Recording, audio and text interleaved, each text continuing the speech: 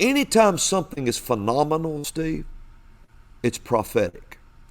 Now, the viewers need to remember that. Anytime something is phenomenal, it's prophetic.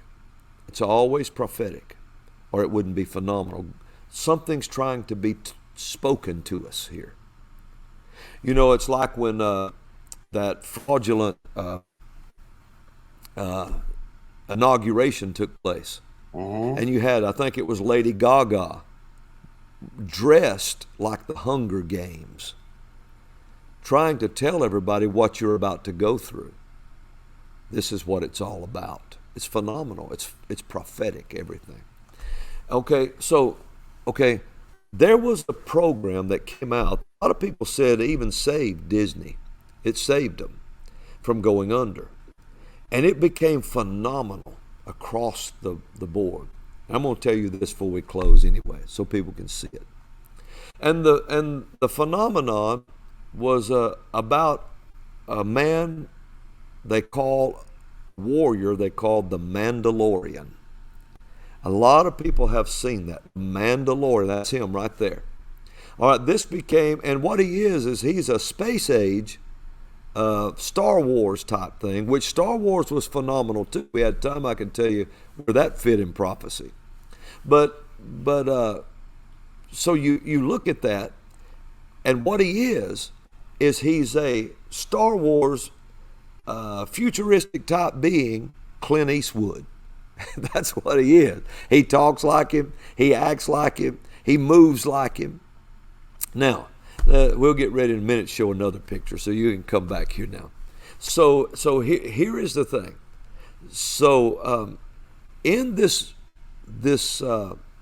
series called The Mandalorian, notice he's a warrior that is covered in armor. He's in full armor. And this is a warrior who can never take off his helmet. That's one of the rules. He can't take off his helmet.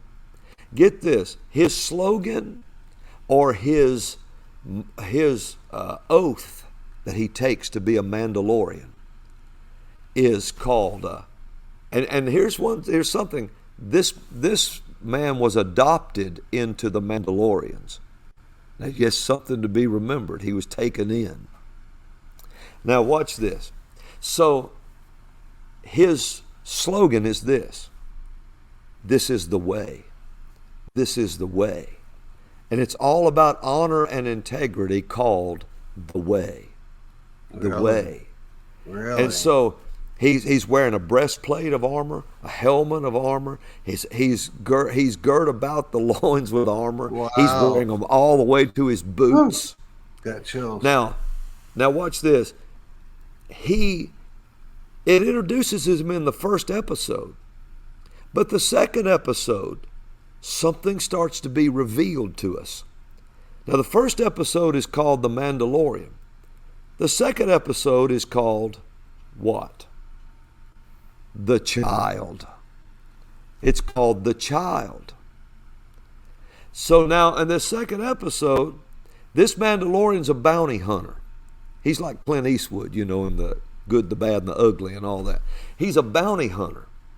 So he comes in to take this bounty, to go after this certain bounty. He don't realize it's a child.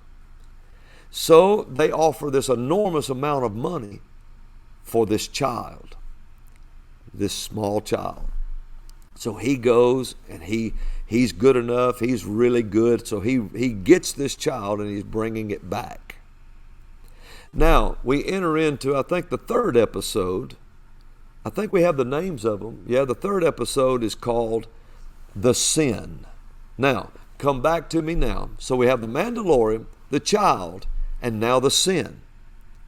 So he goes after the child and to bring it in. And then my son and his wife watched these episodes so much, and they would talk about it. So John and I was in the mountains one day, and all the ladies were in shopping and looking at something, and me and him was sitting in the car, and he showed me this episode on the phone. I was compelled to look at it. And I was watching the one called The Sin. Now, Steve, it should be noted that a Jewish man wrote this whole thing. Interesting. A Jewish man did this. So then when they showed the sin, he's bringing back the child. And as he's coming back in, the third episode opens up. He's bringing the bounty in, which is the child. These people paid big money for this child. He don't know why. So he's bringing it back. And when he's bringing it back, do we have a picture of that? Do y'all have a picture of that? All of a sudden, this is the view of what he's bringing him back through. Look, this is the child, the little head of everybody called him Baby Yoda, but look what he's about to go through. Can you see it in front of him? Yeah, absolutely. It's the Arch of Bal. And when John showed me that on his phone, I said, wait a minute, stop. I said, that's the Arch of Bal. Now look at that. Show one of the arches of Bal. Show it real quickly, the Arch of Bal. Show the real one. Look at this. Now look at it. Now show that. Look. It's the Arch of Bal. Now go back to the scene where he's the child. Okay, now, yeah, that's the one. Okay, now he's looking at it. Now they land. Go to the next one. The one you just, yeah, that's it. He's taking him through the Arch of Bal. Do you know why, Steve? They want to dissect the child. They're going to dissect this child because he has extraordinary powers. So they're going to dissect him. But before they can take him in and do all this horrible things to him and lay him on a table and do this to him, he has to pass through this arch to go in. Goodness. And it's called the sin. The whole episode is called the sin. Now, the Mandalorian decides he's going to go out. Now, a lot of people will watch the episodes after I tell this, I know. So he decides, this is all in season 1 now. He decides, I guess it is, right? Yeah, I got it right. So he decides he's going to go, he gets back, he gets his pay. They paid him big for this child's life. So he decides, he looks at it, when he finds out what they're going to do to it, he says, I can't stand this. So he gets his armor, his full armor, and he goes back at the child. And when he goes in, he does all kinds of battle, and he gets the child. Now he becomes the protector of the child, the one wearing the helmet, the breastplate, the loins girt about, the boots, all this. He decides he's going to be the protector of the child because he recognizes the sin. And so the next episode is called The Sanctuary. So he goes from the child, he's first introduced, then he goes to the child, then we're showed what the sin is. The sin was going through the Arch of Bal to dissect children. And the body of Christ, if people hadn't figured it out yet, this is the body of Christ with the full armor of God. And the sin is supposed to be recognized that we pass children through the fire, and they're offering them in these Planned Parenthood Baal worshiping altars right now. Wow. So, and it should be noted that the capital of Planned Parenthood, there's 2 of them. One is in New York and one's in Washington, D.C. Wow. And it's amazing that the image of Baal is a bull. It's a bull. It's a bull, Steve. And in New York, show the picture of just the bull. Look at what the symbol of our wealth and power is. You see it? People say, oh yeah, that's just a bull. It just means a bull market. Really? Really? Then why is this also in front of the bull? Show the next picture. Look at that. Oh, man. Why is the bull charging a child? Why is that? In Revelation, there's something known, you can come back here now. In Revelation, there's something known as, when Jesus is talking to his church, he says, in where the throne of Satan is, where my martyr Antipas was offered. And what it was there at the throne of Satan, they had a hollowed out bronze bull. And they would tie somebody's hand behind their back, and they would shove them up in the belly of this bull so their head went up in its head, their body was down in its body, and then they built a fire underneath this hollow bull. And the horns were hollow. And as the man was groaning and the smoke of his flesh was burning, coming out the stacks of those horns, the man would start moaning, and it sounded like the idol came alive. This was another form of Baal worship. And so in New York, our symbol of power that was chosen is the bull. Right across from that, they placed the Arch of Bal, whose symbol is a bull, but the bull charges a child. Yeah. And so forth. And so in this Mandalorian episode, it was revealed to us because the world was looking at this series called The Mandalorian. So God had a Jewish man, whether the man knows what he did or not. It's obvious, it shows everything. Now we got to finish this since we're over time anyway. We got to finish this part. Go for it. If it's all right with you, I will. Yes, go for it. Okay, so now we're introduced, the body of Christ is a warrior whose slogan is the way. The way. Okay, then the next is the child. We're introduced to the value of the children, the Lord's heritage. Then the next, he's wearing his full armor of God, and the first one, he's only interested in money. The second one, he begins to see the value of a child. Then he gets his full armor on and he goes to rescue. He takes the child through the Arch of Bal to be dissected. He realizes what he's let going on. So he suits up, goes back in to rescue him on the sin, the Mandalorian, the child, then the sin, and then he rescues the child and takes it to the sanctuary. That ought to just be ringing bells in people. Takes it to the sanctuary. Then when he gets it to the sanctuary, he's always now a protector of this child.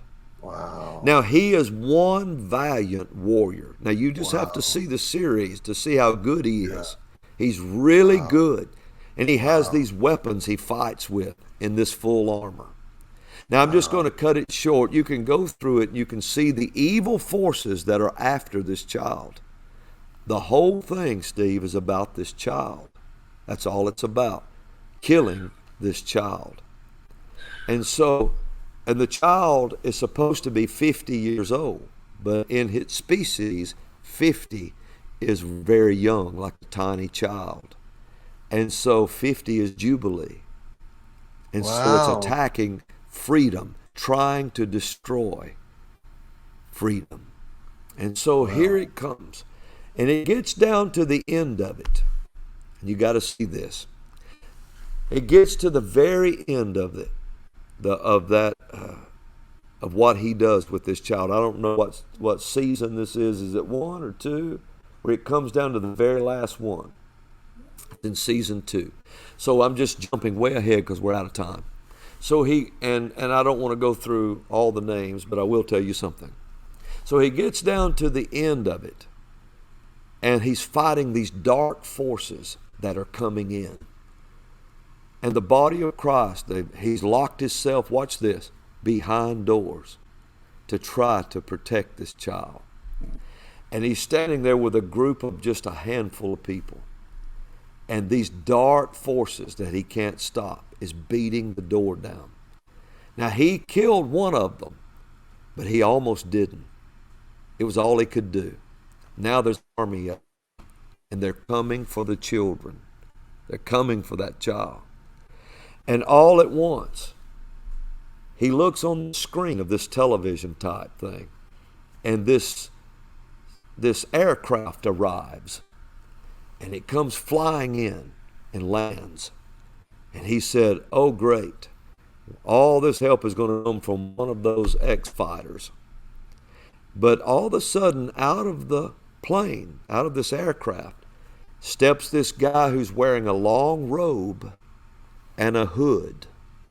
He looks like a prophet.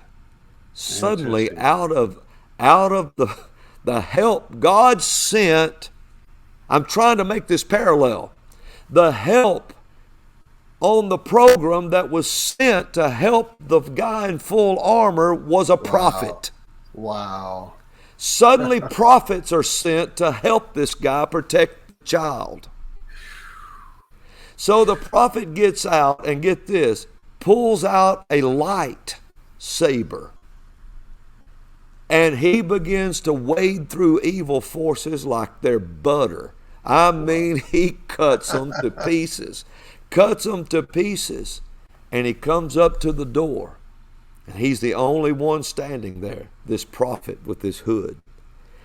And this Mandalorian sees him on the screen from the other side, and he tells him, open the door. They said, are you crazy? He said, open the door. When he opened the door, the body of Christ, or the full armor, and the prophet, they became friends. Wow. And the child was a prophet too. And so the prophet picked it up. And what that's showing us is the enemy is out to abort all these children. And he wants all of them dead because he's scared of a prophetic generation that's about to arise. Wow. And the prophets had to come on the scene and defeat at a certain moment in history to fight, to raise up a generation of prophets. Wow. Remember when Elijah, the young boy that had died in the widow's house, and Elijah went up and stretched himself on the child. Remember that story? Mm-hmm. He stretched himself on the child because the child died in a time when the sickness took its breath away. That ought to tell you something. Mm-hmm. There's a sickness out now they claim takes the breath of people. And he stretched himself. Elisha did it too. Stretched himself on that child 3 times, and he raised him from the dead. And what you're looking at right now, why the prophets are on the scene, is to do battle with the forces that are trying to destroy the children, to do battle with Baal, to do battle in this natural realm on a supernatural level, because the body of Christ, full suited up, has excluded the prophets for so long that they don't know how to handle this. They're barely making it. But then prophets show up. You got wild prophets. They look different. They talk different. They got different color hair. They wear long black coats. They stand up and they have staffs in their hand, and they're quoting, and they go into these euphoric type trances almost, and they're standing there. They've come to assist the body of Christ in defeating this evil force that's out to destroy the children. So we are stretching ourselves as prophets on a generation of people to raise a generation from the dead. We have to stretch ourselves on a new generation until their eyes open. Elijah put his eyes on his eyes and his mouth on his mouth so they can see what we see, say what we say. And we have now teamed up with the body of Christ, all of us together, and suited up in full armor. And together, Steve, we can't be beat. And we will raise a generation of people